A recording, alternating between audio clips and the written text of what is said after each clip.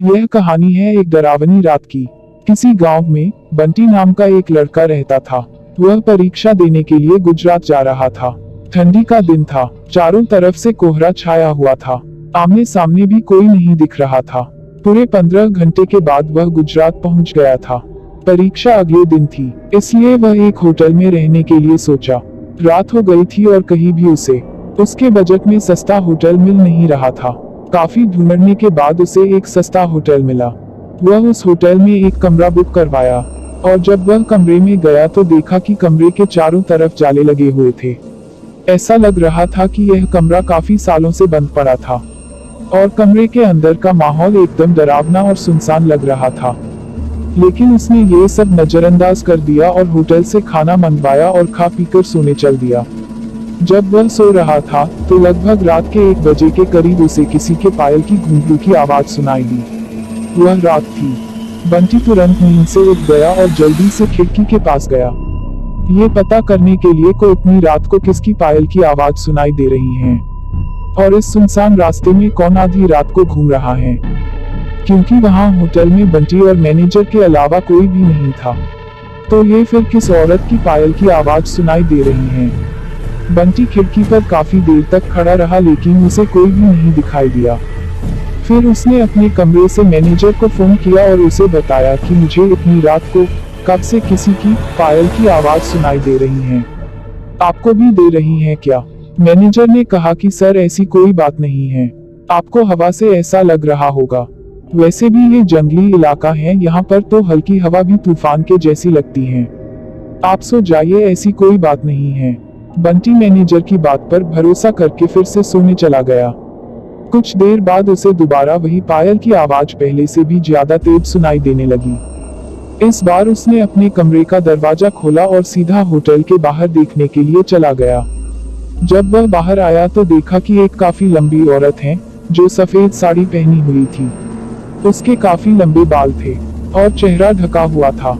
वह अपने हाथ में एक नारियल ले करके होटल के चारों तरफ चक्कर लगा रही थी। ऐसा लग रहा था कि मानो अपने पायल की आवाज से किसी को बुला रही है। बंटी दौड़कर उसके पास गया कि कौन है ये औरत जो इतनी रात को यहाँ घूम रही है, लेकिन वह तुरंत ही गायब हो गई और चारों तरफ कोहरा ही कोहरा फैल गया।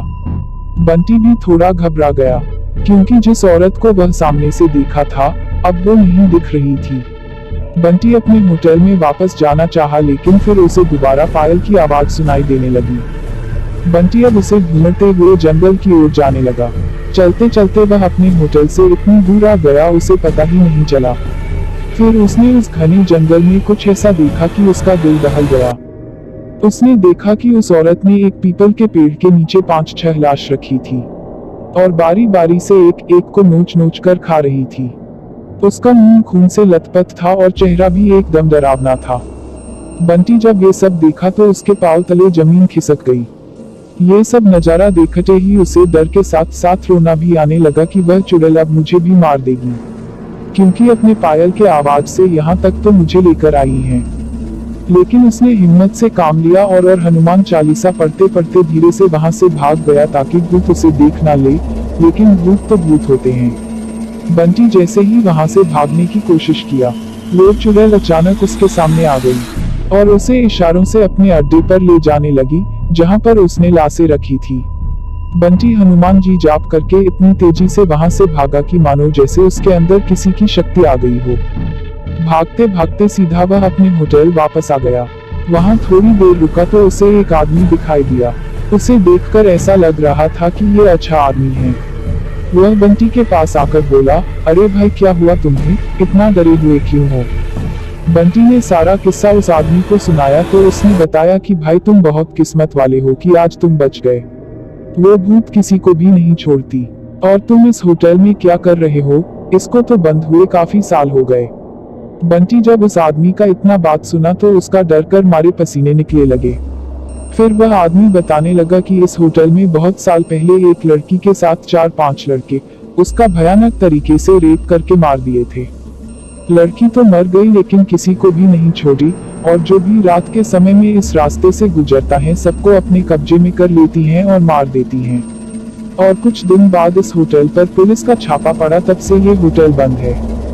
बंटी जब उस आदमी की पूरी बातें सुना तो वह बहुत जोर जोर से रोने लगा, ये सोचकर कि आज मैं मर जाता।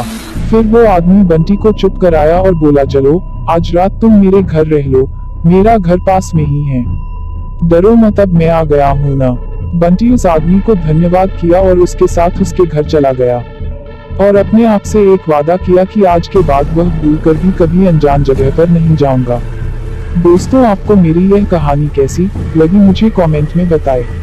ऐसी ही कहानी और सुनने के लिए हमारे चैनल को सब्सक्राइब करें। धन्यवाद।